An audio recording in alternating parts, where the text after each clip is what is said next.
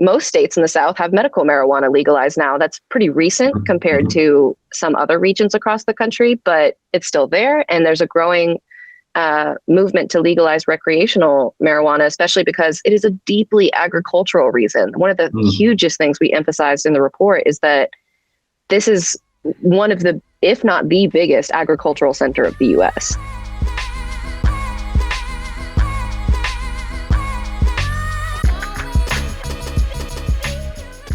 Deep South growth. Fiona McCarthy is an associate at social innovation consultancy Think Rubix. A native Virginian, she's witnessed cannabis policy progress firsthand in her home state. And looking at her recently published Greener Pastures report, it's clear she sees change coming across the rest of America's Deep South.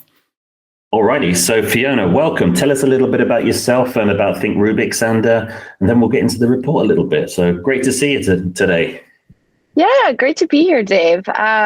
So my name is Fiona McCarthy. I am an equity innovation associate at Think Rubix, which is obviously you can hear by my accent, an American-based consulting firm, but with a specialized focus on social innovation issues. We are a firm of Southerners focused a lot on the South. We love our hometown. We are almost all from the South, so we care a lot about the region, but we do any kind of social innovation equity work across the country. Basically, we're focused on helping good people do their good work better.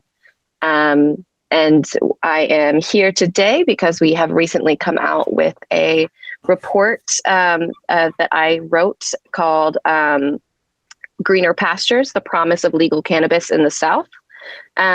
We got into this work essentially because we felt that there was a really strong opening, especially in the South. Like there's a really interesting moment in Southern politics right now where there is a huge bipartisan demand for legal recreational marijuana, but it is behind the rest of the country, the rest of Northwest and Western states in legalizing efforts outside of medical marijuana. And so we really felt like, okay, now's our chance. We care about this place. We are all weed enthusiasts. Absolutely. So let's seize this moment and see what we can do to highlight some of the tangential benefits of legalizing marijuana recreationally, and see if we might bring some of those people on the fence on board. Absolutely, because you're based in DC, aren't you? And even though it's not a state, it's still recreational and adult use and medical is legal in DC, isn't it? I think. Yeah, DC is an interesting case because it's not legal to sell necessarily. So you are allowed to have plants at home, and you're allowed to possess a certain amount of ready to smoke marijuana, but you're not allowed to sell it. So even though there's all these shops that have popped up, the way they do it is you will purchase a sticker or a t-shirt for $60, and then the weed is a gift alongside. That's true. I did not know that. That's crazy. I've never heard of that. Well, I've heard of people doing things like that with NFTs, like non-fungible tokens. I heard about someone who bought a house in California. They didn't buy. They bought an NFT for about $1 million and got a free house with it or something like that.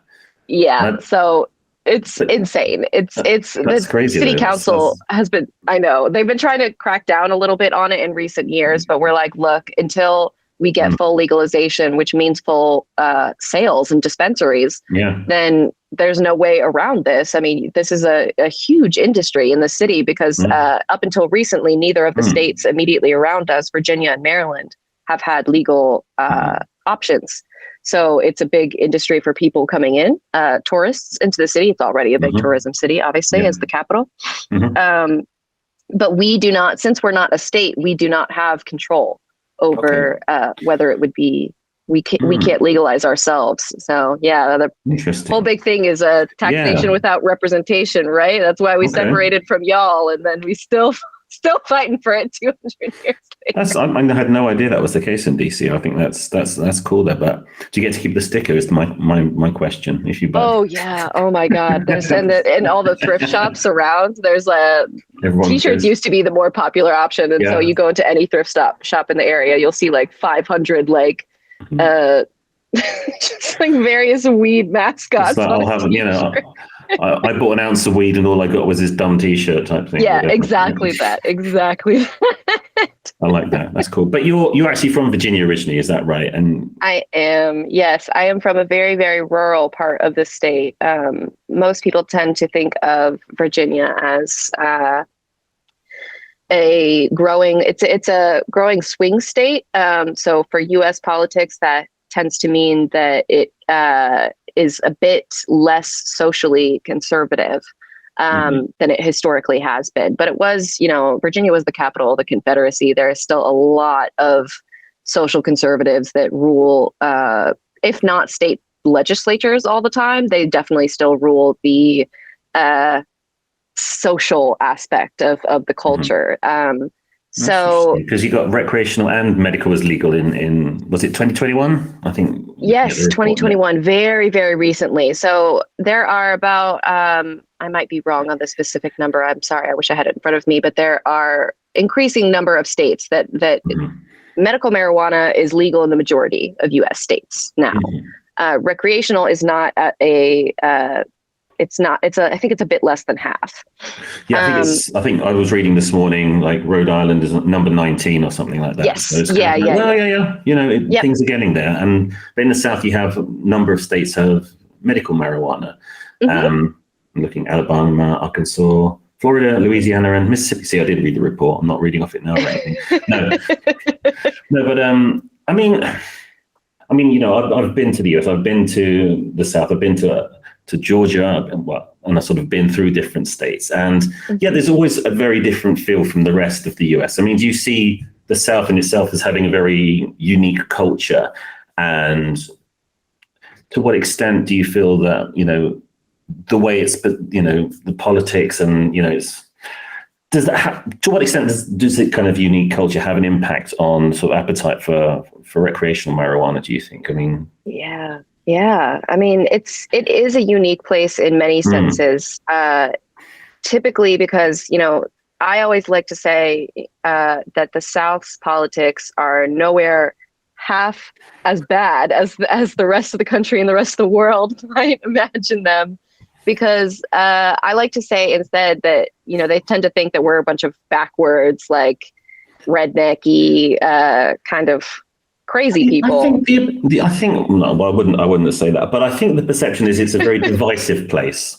It is a very divisive politics place. In terms of, race, I think that goes back to the, not too distant history, really. And obviously things have changed a lot, but I think the perception is still very divisive, very, and I think that myth, rightly or wrongly, persists. But again, it presents that, I think, how did you put it in the report? I quite like the, full of tensions that make the region dynamic, cultured, and often difficult for non-Southerners to navigate, and quite rural, agricultural, and deeply community-centered. It is. The history of the South is very sad. It's very tragic. It's very violent for the most part, and at the same time, that is also the region of the country that is one of the highest proportions of people of color, particularly Black, vibrant Black communities, culture, food. I mean, so much of what is great about broader American culture has its roots in the South. So we care about it. My firm is a majority Black and Black owned firm.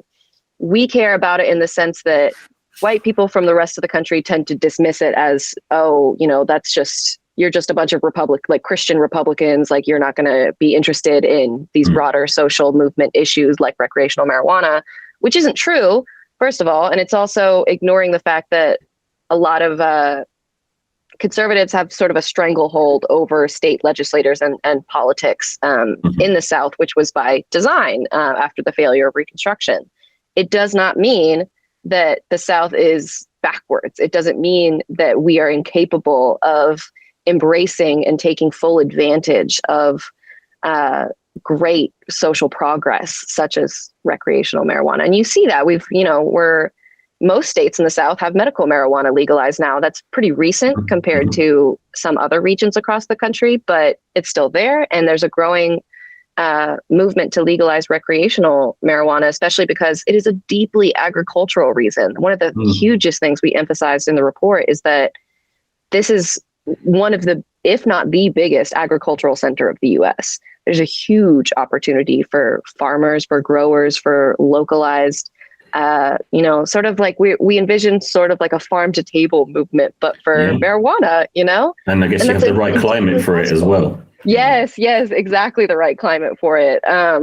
Great for different types of strains, different types of growing operations. I mean, the infrastructure is already there. And actually, the cultural attitudes are also there. People just don't tend to think of the South as a place where that might be possible, but it absolutely is. Do you mean across all kind of, across black and white communities as well as Republican, Democrat? Do you feel that that's equally kind of reflected for the most part in, people are for legalization in recreation? Yeah. So they are. It's actually one of the few issues in American politics, maybe the only one right now, where there is bipartisan support. It is obviously a little bit dampened on the conservative you are. That also tends to go with, not always, but it tends to go with other social conservative attitudes. There are a lot of stigma and myth making that was tied up in the war on drugs for many years that have still have some capital in debates across the South, of course, but it is majority. I mean, every state where it has been polled, every state that has gone up for a ballot initiative for legalizing marijuana, it's won by decisive margins, including in the South as well. So one of the states where many of my coworkers are from that we care about a lot, Arkansas, it is a ballot measure is up for a vote in November about legalizing recreational marijuana. They already have medical marijuana.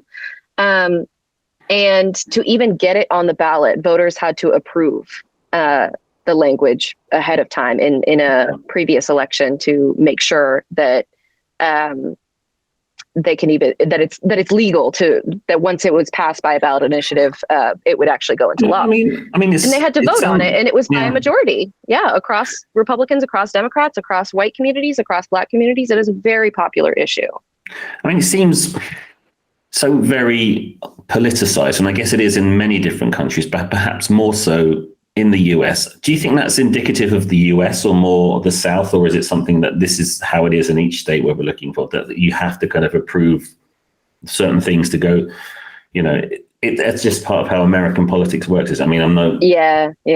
Okay. It is part of how American politics works, but I do think that's an interesting point about whether it's different in terms of how it's politicized, because I think that it is... I went to the London School of Economics. I have a lot of friends abroad still, and they look at us, at the US, so much of the time on issues from, healthcare to climate legislation. And they're like, wow, you guys are really far behind.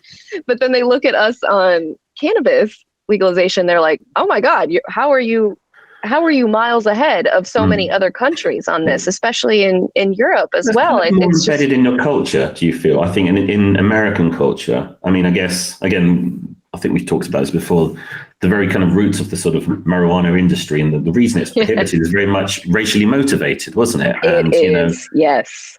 And again, there's still a kind of, the underground culture, I guess, kind of emerged from that kind of, well, I think that popularity was there in the first place, whereas it's kind of been transplanted over this side of the Atlantic, I think, a bit more. But it's always kind of been an option, and either people sort of, condemn it or, people turn a blind eye for it. Whereas I think over here, I mean, attitudes are changing, but, it's kind of still seen as, something, that's not necessarily as popular in the same way. I mean, it is, but I think generally you tend to see a sort of culture around it as emanating from the US. Absolutely. Oh, definitely. I mean, we've got a whole genre of stoner movies. We've got a massive sort of, it's like the whole like 70s and 60s stoner rock movement. It is embedded in our culture. And I think part of that has to do with the fact that, you know, parts of the southern US, California, Mexico, it has grown naturally here. It was used in indigenous communities as recreational and a spiritual drug long before any white people came to these shores. So it has embedded itself in our culture from the beginning in a way that I don't think is quite present in Europe as well.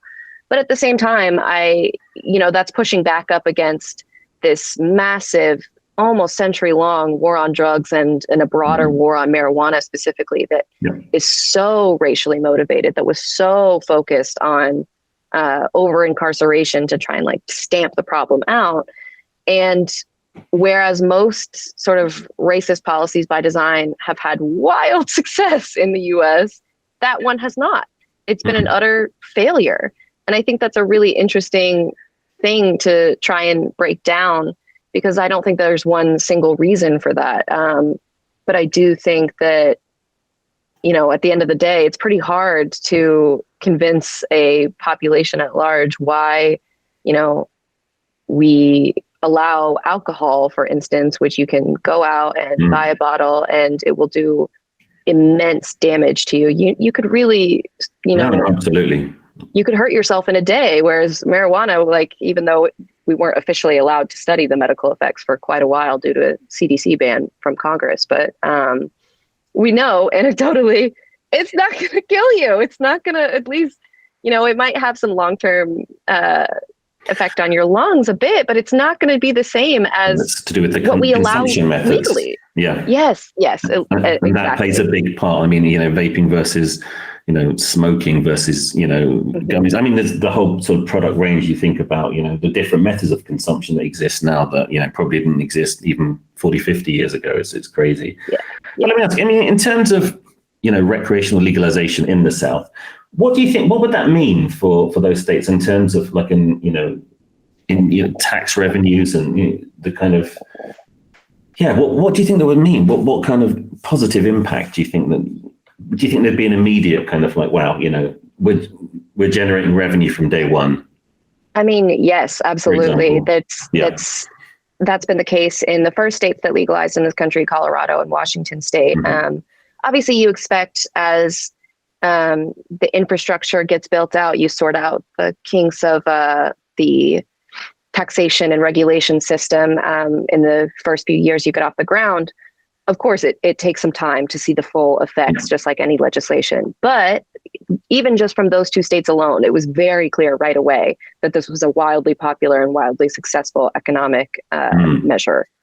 And in addition to, all the recreational fun aspects of it, there's huge subsidiary positive benefits that roll out from the, I think I was looking, from taxation, from increased tourism, from especially in the South. This is a really salient point. This is one that we tried to highlight a lot in the report. There's a huge, as I said, agricultural opportunity.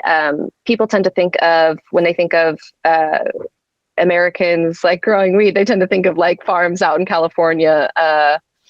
But actually, Tennessee and Mississippi are two of the biggest growers in the country and of marijuana. Yeah. And typically that goes towards hemp production, or it goes towards, now it's shifting a bit. They can produce CBD as well, but obviously you're still growing the plant, that's still. But you can't take it across state lines, can you? Is that right? Even if you're a multi-state operator, because I think you can operate in those different states, but individually you can't sort of take it across state lines. Well, officially at least. Is that right? Officially, yes, you're not supposed to take it across state lines, but it's sort of like a, similar to the gifting thing, the system in DC. The federal government has taken a very laissez-faire approach to enforcing both growing operations, selling operations, and movement across state lines for those industries in states where it is legal.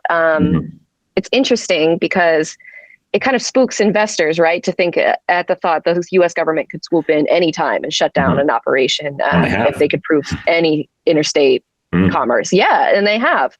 But at the same time, like every single year, it seems like it gets a little more lax. And the Justice Department a couple of years ago, officially sort of put out a statement saying, like, we are not going to interfere too deeply with individual states' decisions to legalize this and set up a regulation system, even though the drug is classified as a Schedule 1 drug legally, which is the same class as heroin, the same class as cocaine.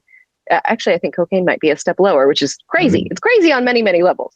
Yeah, absolutely. But to give that much kind of illegality to it federally, but kind of turn a blind eye to it on a kind of individual state level or state, there's so many double standards in that. It's crazy. But again, I don't think that's unique to the US at all. In the US's defense, I think that happens everywhere, isn't it? It does. It really does. Decriminalized or, medical only or CBD, I think that's the case. But again, each country but I think, ultimately, I mean, my take on it is that you have to think of each state almost as like an individual country, as you might do in the EU or something like that. It's very similar to the EU. Yeah, that's a great analogy for it. And I know that the EU sort of plotted a lot of its structure around the US federal system, but tried to do away with some of the more inconvenient aspects. Well, that's it. But again, I think when you look at the sort of cannabis sector and how it's sort of shaking out, well, not in the UK. I mean, that's not a EU, but you know what I mean? Look at Europe in general, and you see this kind of varying degrees of decriminalization. And it's just interesting that everyone has again, you were talking about in DC with the, buy a sticker, but get a free bag of weed worth $60 or whatever. Again, you have the kind of social club scene in Barcelona and in Spain, and then you have kind of, federal legalization in Germany happening, at countrywide level, and medical marijuana here in the UK, but no one really knows about it. And you just have all these kind of different pockets of misinformation or kind of speculation that seems to sort of proliferate, and it's hard to keep your finger on the pulse. But I mean, when you think of sort of a region like the South and the sort of consistency, and this is again, it's different. It's a similar situation, isn't it? There might be similar attitudes across different states, within a certain region like the Southeast. But at the same time, when you're kind of navigating, well, what works across the state line in Georgia is not the same as in Florida or Alabama or something like that. So again, you have all of those the complications in a similar way to individual nations. Yes, absolutely. Yeah. And even within those countries, even within those states, there's going to be wildly different attitudes, a lot of variance depending on place, depending on background, depending on demographics. I mean, it's difficult to overcome that. But what I found so interesting, I was reading the report from your previous guest on the state of legalization across Europe. From Hanley, yeah. Yes. The opinion polls towards legalization are so much harsher across the board, even in countries where it's legal, like the Netherlands. I was so surprised. I mean, talk about a culture that has a lot of resonance in weed culture. I mean, we always grew up thinking like, oh, we'll go to Amsterdam and have a brownie. Yeah, no, absolutely. But again, well, same here, but again, it's not technically legal in the Netherlands in that way. And again, things like that, it's like, who knew? Well, who knew? Nobody knew. And especially with the fact that was like one of the lower countries for approval. There was like a bare majority was okay with it, compared to countries like Germany and Spain, I think, where the approval rating was much higher. And I always found that interesting because I think it is really analogous to the South in many ways, where our approval ratings across the board might not be as high as the rest of the region. But when you really get down into it, what these opinion polls don't take into account typically is the sort of priority ranking of legalization against other social issues, right? And so what we have found, at least anecdotally and reflected in some studies, is marijuana legalization, the people who are opposed to it are not like passionately opposed to it in the same way that other social or economic or political issues would inspire the same level of opposition. They're not offended by it, but they're just like, well, why would you legalize it? I don't get it. More that sort of attitude than kind of like it is, it is the stuff of Satan type thing. Yes, exactly. I mean, there's certainly, There is that. definitely I can imagine. Yeah.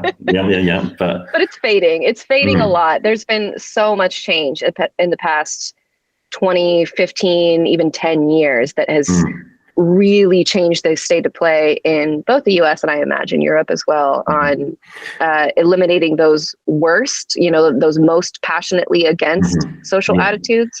So working with that, then you talk to someone who's a bit on the fence about it. They're like, well, I don't get why you would legalize it. What about, what do we do for people that are driving under the influence? Or they have concerns that are understandable. But they're also concerns that we have dealt with for a long time, that have been studied, that we know we can mitigate, we know that we can address, we know that we can integrate into society and still have this be an overall really fantastic social good, and not in a way that not a lot of other political solutions right now are. Yeah. And we find that really fascinating and very, very hopeful, we really need so many people, so many states, so many workers. We really need a win. And this is an easy win because it's doable, it's viable, it's popular, it's fun, and it's possible in a way that inspires a lot of room for making sure that we do it right from the start. A lot of times, I think when we see social change happen, we kind of tend to go, all right, great, we all agree on this thing. Now let's put this law in place and we'll see what happens later, and we'll deal with the consequences later.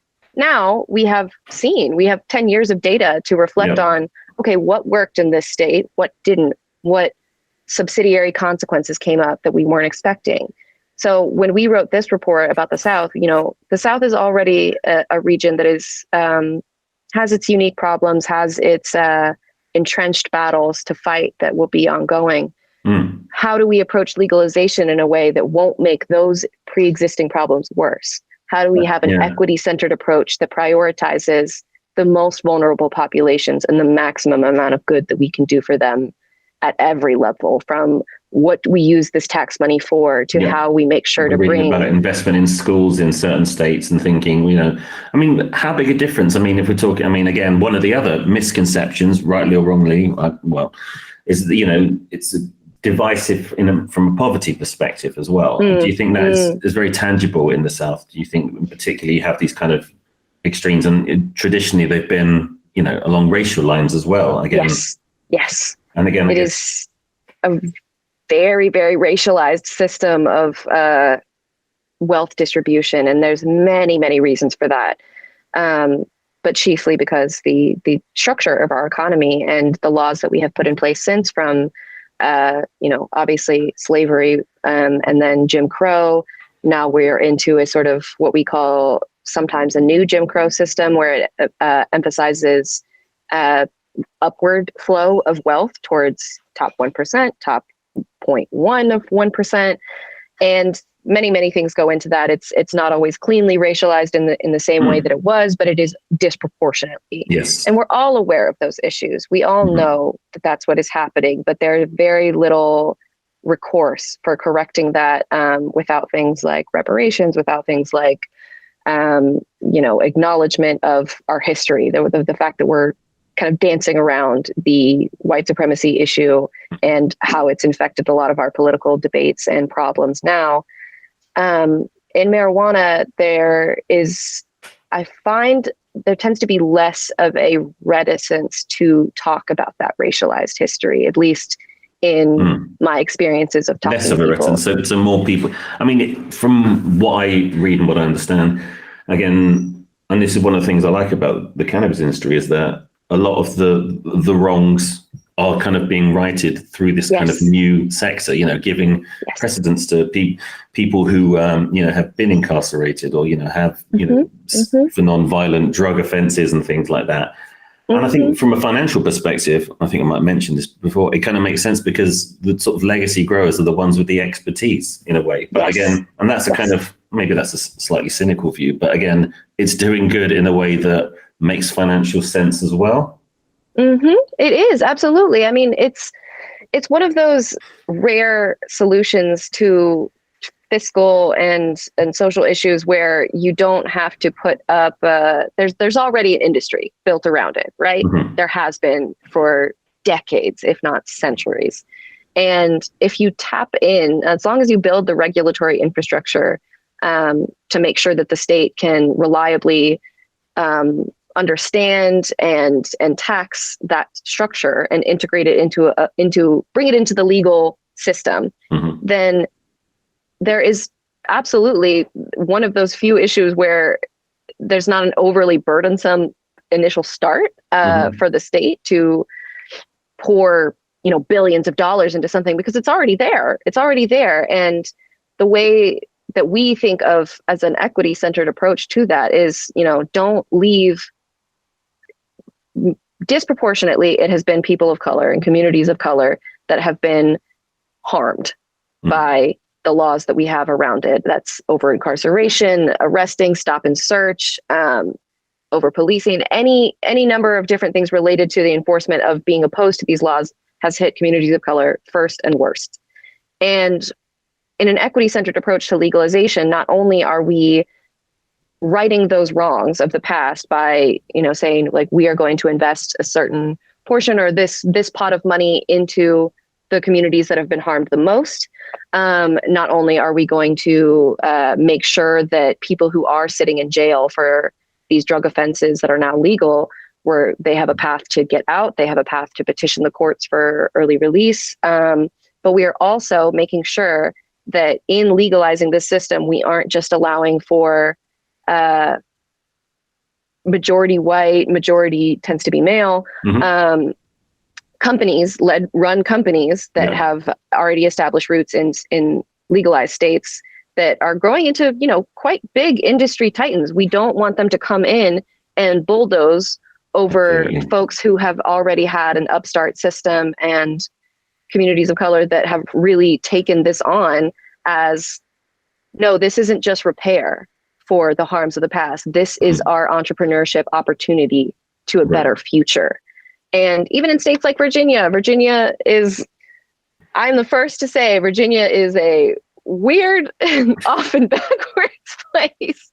But if we can legalize it in the South, the equity provisions that made it into the legalization bill are very far from perfect. And there's amazing people, amazing groups out there that are continuing to organize for a better equity-centered cannabis legalization bill, chiefly among which I have to shout out Chelsea Higgs Weiss of Marijuana Justice in Virginia. She has been at the front lines of making sure that any legalization bill centers the concerns and the ambitions of communities of color first and foremost. Mm-hmm. Even if that can be done even halfway in a state like Virginia, it is possible everywhere. And it may not be possible on the same timeline. I know that, it takes a few years for the right legislation. Yeah. It takes a few years for the right coalition to come on board. There's always going to be challenges in negotiation. And what we did in this report was try and emphasize those realities. You are not going to get your ideal win on day one. But in negotiations, there are so many more opportunities than lawmakers typically look at for space to negotiate, space to compromise is the wrong word, because you don't want to compromise on the most important aspects of repairing harm and making sure that communities are feeling the benefit. But there is space to think outside the box and be creative about what you can offer people to bring them on board. Yeah, no, absolutely. I mean, no, very important points. And I think, again, it's someone like myself from the UK, where obviously there is a similar sort of social justice thing, but not as prevalent as in the US. It's still something that I think, again, in understanding, the cannabis industry, that's a big part of it. And I think that's part of the education piece that I think needs to be out there a bit more. Absolutely. Definitely. But I was going to say, so in terms of a sort of timeline, do you think for sort of recreational cannabis across the South, I mean, if you had to make a prediction, where would it start? Now, Virginia it starts, but where does it happen? Do you think there's going to be a domino effect? Do you think it might just happen fairly quickly in succession, or do you think there's still a couple of maybe even more years away from from that. What do you think? Yeah, so I mean, we can already see that there has been a domino effect, and that's transcended the U.S. as well. Obviously, Canada is now a federally legal country, and other states, Germany now have been following suit. So we already see the implications of that. That's been a similar trend across political issues, from legalizing gay marriage and partnerships to a number of different social issues that fall roughly into the same bucket of granting more rights to people.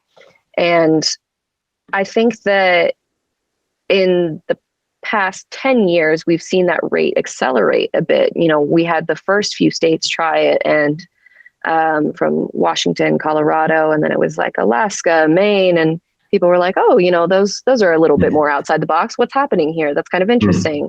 So it has more potential to accelerate rapidly in the South than I think folks might assume. But at the same time, it's also a race against the federal government. I personally believe that it's only a matter of time until federal legalization. That's been passed in the House before. The Senate has expressed interest in doing that. And it's really the president right now that is not quite on board with federal legalization. Talk about someone who is somewhat living in the past in terms of what the myths are about marijuana. God bless him. But I think that is such a popular issue, especially among young people. That's such an easy win. It's for the taking for any politician that wants to make that their national cause in the next 10 years. So I think that the next decade is really, especially within the next decade, like if a state government or a state advisor, came to me and said, all right, I recognize that this is probably inevitability at the federal level, but I don't think it's possible in my state right now. What can we do in the meantime? This is a race at the end of the day, because many of the benefits, unfortunately, of legalizing at the state level, once it becomes legal at the federal level, might vanish. You're not going to be able to reap the benefits of tourism from nearby states as easily, for example. If it's legal everywhere, you're not going to be able to capture the same, perhaps there's a question about this, whether it would be the same amount of revenue or not. But you might see a dip in revenue because you're not getting people from other states coming. Standardization as well. Like, how do you package it? Do you keep it in the sort of little black bags like you do in Canada, or do you kind of go the sort of California way and have these kind of very, lifestyle focused brands or something like that? And to what extent does that, again, there's got to be some sort of standardization, which will obviously benefit some and, pull others back a little bit from where they might be. But again, there could be some very interesting challenges ahead, I guess. Yeah. So, someone in that situation, I would just encourage them, you need to do it. Like, now is the moment if you want to reap the most benefits that you can, and make sure that you have the regulatory infrastructure in place before federal regulations come in, so that you're prepared to meet that moment and you're not behind the pack. And when it happens, you're ready to hit the ground running, because you can reap more benefits now by being an early adopter. And you can also make sure that you are able to put laws in place that help protect some of your state jobs. Like, there's so many industries that cannabis touches outside of growers and distributors. That's packaging, that's logistics, that's delivery, that's communications, it's marketing. There's a million jobs that are at stake that are tangentially related to this growing industry. And if you get it right, you can make sure that those jobs stay in your state, that they stay in your communities, that they are held by people who are obviously skilled enough to do it, but happen to be local. And that has, waterfall effects that can really change a state for the better, and will change many states for the better. But unfortunately, for folks that are holding their state back and keeping it behind the times, it's kind of a bleak picture, I think, for only because there's such high expectations attached to marijuana legalization's benefits in general, that if you're behind the curve, if you wait too long, you're not going to see a fraction of it. So I think that in the South, there is a lot of potential, a lot of understandable challenges that come with it. But there is a lot of cause for hope. I mean, we've had Virginia doing it. Now there's this ballot initiative in Arkansas. It's really not as far behind as people think, especially when considering, I think that the Midwest actually is probably the region that is going to be the most behind. Okay. And I think that is... yeah. I've seen like a map of the US where kind of legalization, and it's kind of like recreational in the sort of coastal states, then kind of a bit further in medical, and then close you get to the center. There's like nothing. Yeah. South Dakota actually is one of the most like inland states in the country, right? And they passed a ballot initiative to legalize recreational marijuana, and the state legislator nullified it, which... Really? Different states have different laws about whether a state legislator can do that. So that's not necessarily going to be the case everywhere. But that was just, that's just wild. It's anti-democratic. It's everyone's for it, but no. Brazen. Yeah. Let's just, downvote this extremely popular thing that people have already voted for and want. And just for the sake of what? What are you winning by doing that? So the judge has a bad day or something like that. Yeah, they just got resoundingly clowned by the rest of the country for good reason. Why would you do that? Why would you do that? You're just fighting the inevitable. Yeah, and it's absolutely. Not good politics. It's not good. It's not good for democracy.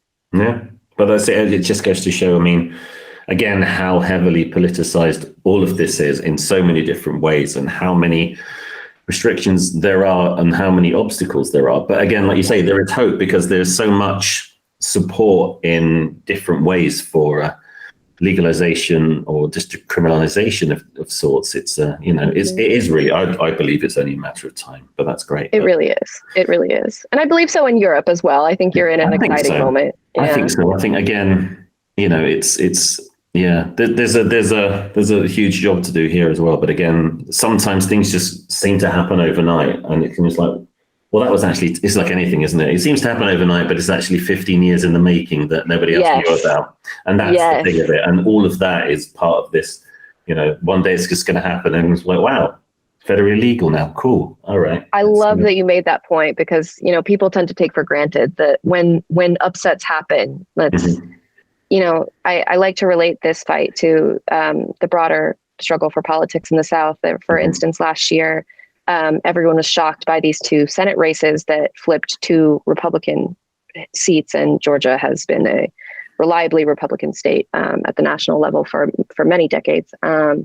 Everyone was shocked by it, but they don't realize that that didn't happen out of nowhere. That is 15, 20, 25 years of community, grassroots led organizing. That is people changing hearts and minds at a scale from the individual to the national that is only accomplishable by many people working in many different lanes towards a single outcome.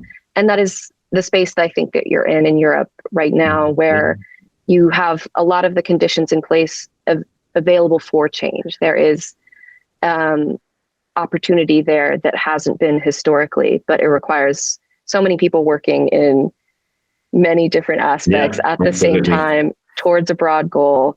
And the number one lesson I think that I would impart from the struggle for cannabis legalization in the South is your culture is the most powerful weapon you have. Politics is politics. Legislators in power, they might understand, they might not. At the end of the day, it's the people you have to win, and it's the culture that lets you win them. And what I mean by that is there is a world of difference between accepting the status quo as and assuming a large group of people is never going to be moved on an issue, and just getting out and talking to folks, even in creative ways. Like, you never know what is going to be the final tilt that changes someone's mind, whether it's a movie, whether it's a conversation, whether it is, the growing relevance of cannabis in songs and in popular culture, in anything. And so you kind of have to accept the frustrating realities. You have to accept that you individually might never be that catalyst for someone, for a group, for a country, but everything you do is important to making that critical mass happen. Absolutely. And the more you can do that on a level that is less political, that is less procedural, that is less jargony, the more you can reach into hearts and minds of culture, that is where change happens. Culture changes before politics does. And that is my number one lesson of politics in the South. That is certainly my experience of cannabis legislation here. And it is also my hope for the future, because Lord, if we rely on politics to do this first, we are all screwed. Some very, very wise words, are very interesting points. So we'll definitely have to speak again, and maybe we'll see where we're at in 6 months. That would be cool. Yes. But absolutely, thank you so much for coming on, Fiona. And where can we get the report from? You can download it. It's at Rubix website, isn't it? Yes, You can go to www.thinkrubix. That's ThinkRubix.com. We have a number of different resources on our website, but you can get the report at the top. We have a slider that says "We do good work." Click on the good, get the goods. It's all there. Yeah. Great stuff. Well, it's been great having you on. Thank you so much, and wish you all the best of luck. And I encourage everyone to take a look at the report. It's a really interesting piece of research. So good stuff. Thank you so much, Dave. It was so great to be here, and so excited to be in this fight with you. Good stuff. Alrighty, I'll speak to you soon. Cheers. Take care.